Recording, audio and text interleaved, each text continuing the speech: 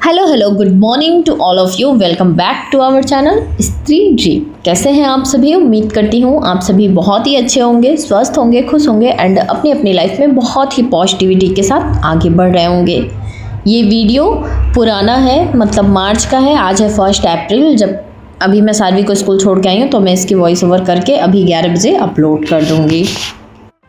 ये बताइए, जिसको यूपी टेट का फॉर्म भरना है सबका OTR हो गया क्या? क्योंकि आधार कार्ड से वेरिफिकेशन करने पे जितनी भी मैरिड लोग होंगी उनका वेरिफिकेशन नहीं हो पा रहा होगा, क्योंकि हस्बैंड नेम ऑप्शन में दिया नहीं है, फादर नेम है, और इस वजह से आधार कार्ड मिसमैच हो जा रहा है। OTP वेरिफिकेशन नहीं हो पा रहा है। फिलहाल आज मैं पैन कार्ड से ट्राई करूँगी, अभी तक मेरा नहीं हो पाया है। किस किस का फॉर्म फिलअप हो गया कमेंट करके ज़रूर बताइएगा।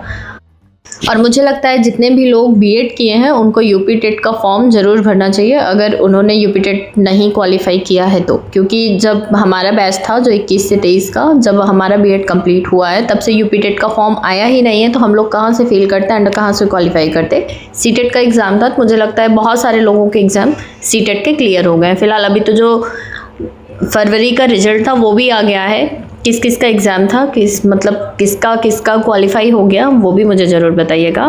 और अभी जैसे यूपी डेट का है तो एग्ज़ाम डेट भी क्लियर है। जब कोई पेपर रहता है तो मुझे लगता है कि थोड़ा सा प्रेशर रहता है कि पढ़ना है और पढ़ाई अच्छी होती है। और जब एग्ज़ाम नहीं रहते हैं और अभी नोटिफिकेशन भी नहीं है, जैसे कि मैं RO की प्रिपरेशन कर रही हूँ तो अभी कुछ पता ही नहीं है, और सारे चैनल्स तो हमेशा बताते रहते हैं कि बस अब आएगा तब आएगा, बैच बेचना होता है। बट जब नोटिफिकेशन आ गया रहता है, एग्ज़ाम डेट क्लियर रहती है तो पढ़ाई थोड़ा अच्छी हो पाती है, क्योंकि थोड़ा प्रेशर फील होता है। तो अभी जैसे कि अगर यूपी टेट का फॉर्म भरेंगे, B.Ed किए तो आज नहीं तो कल कहीं ना कहीं में भी काम आ ही जाएगा। डिग्री कभी भी वेस्ट नहीं जाती, और आप किसी भी एग्ज़ाम की प्रिपरेशन कर रहे हैं या फिर नहीं भी कर रहे हैं, पढ़ रहे हैं, तो आपका एजुकेशन आप जो पढ़ते हैं ना कभी भी बेकार नहीं जाता। वो आपको आपके बिहेवियर में भी देखने को मिल जाता है।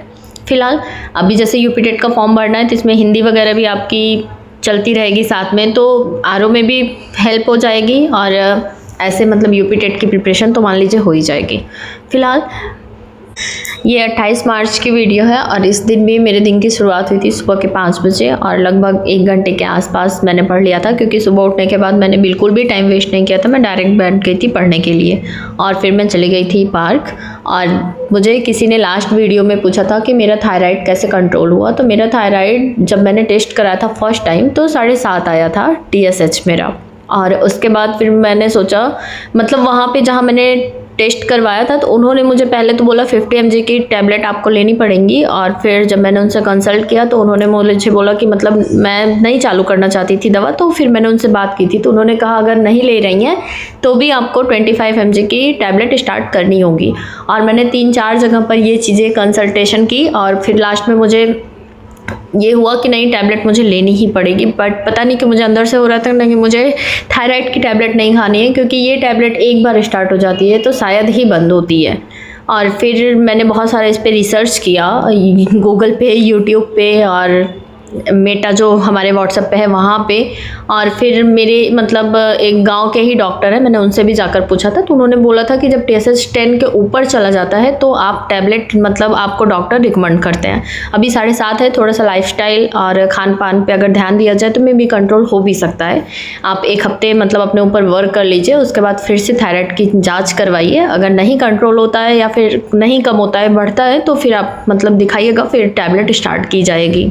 तो फिर मैं उसके बाद आंवला अभी जैसे ले आई थी उसको पी रही थी, और सुबह खाली पेट मतलब पानी गर्म करके उसमें 1 ढक्कन मतलब 10 से 15 ml आंवला का जूस डाल के उसमें पानी मिक्स करके मैं सुबह खाली पेट पी लेती थी, और वॉक कर रही थी। अभी तो जैसे मैं पार्क जाके घास पे वॉक करती हूँ बिना मतलब विदाउट स्लीपर, और पीछे मैं टेरेस पे ही जाके वॉक कर लेती थी। तो टेरेस की जो फ्लोर होती है वो हार्ड होती है तो एड़ी में दर्द होने लगता है, तो मैं स्लीपर पहन के ही कर रही थी।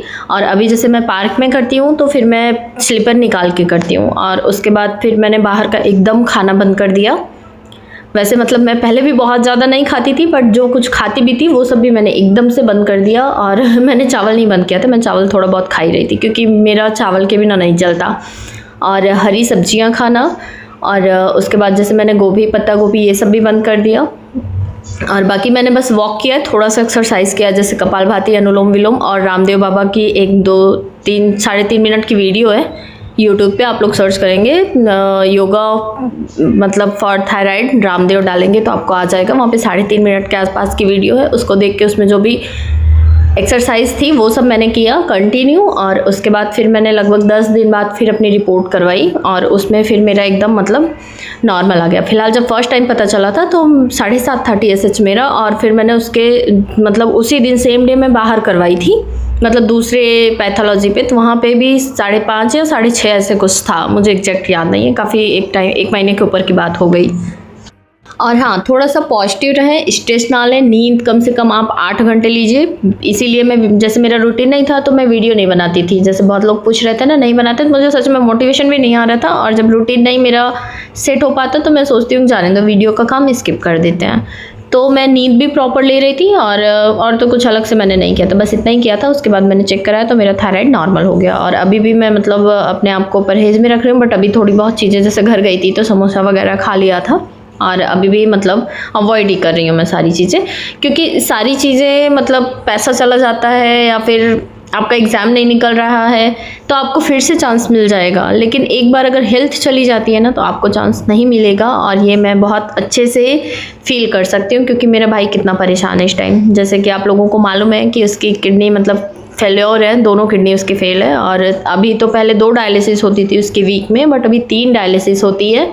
और जिम्मेदारियों के साथ वो समझ लो कि मतलब अपनी जॉब भी कंटिन्यू कर रहा है, अपनी फैमिली भी देख रहा है, अपने बच्चे भी देख रहा है, और अपनी हेल्थ में मतलब जो भी अब प्रॉब्लम्स दे दिए भगवान, मतलब उसको भी फेस कर रहा है। तो इस वजह से हेल्थ को फर्स्ट प्रायोरिटी दीजिए, बाकी चीज़ों को सेकंड प्रायोरिटी दीजिए, क्योंकि जब आप हेल्दी रहेंगे, ठीक रहेंगे, खुश रहेंगे, तभी चीज़ें अच्छी हो पाएगी। थोड़ा सा टाइम टेकन हो सकता है, बट आप अपनी मेंटेलिटी मतलब एकदम स्ट्रेसफुल वाली, मैं बहुत ज़्यादा स्ट्रेस लेती थी, मुझे लगता है इसी वजह से मेरे साथ ऐसा हुआ, और मैंने फ़िलहाल कंट्रोल कर लिया। बट ये अगर बढ़ता तो बढ़ते ही जाता। एंड वो जो मैंने एक्यूप्रेशर वाला मैट मंगाया था उस पर भी मैं 10 मिनट खड़ी होती हूँ, ऐसे 10 मिनट का मुझे अलग से टाइम तो मतलब सार्विक के साथ मैं नहीं निकालती, खड़ी हूँ रख के उसको। तो जैसे मैं बर्तन वगैरह धुल रही हूँ वहाँ पर वो मैट रख कर मैं वहाँ भी खड़ी रह लेती हूँ जब तक बर्तन धुल रही होती हूँ। और जब पढ़ रहे हैं तो सिलेक्शन तो हो ही जाएगा, बस कंटिन्यूटी मेंटेन करनी है। 2024 की जो टॉपर हैं UPPCS की, एक बार आप लोग उनका डिटेल में इंटरव्यू देखिएगा, आप लोगों को बहुत ज़्यादा मोटिवेशन मिलेगा, क्योंकि वो भी काफ़ी टाइम से प्रिपरेशन कर रही थी और आज फर्स्ट रैंक लाई।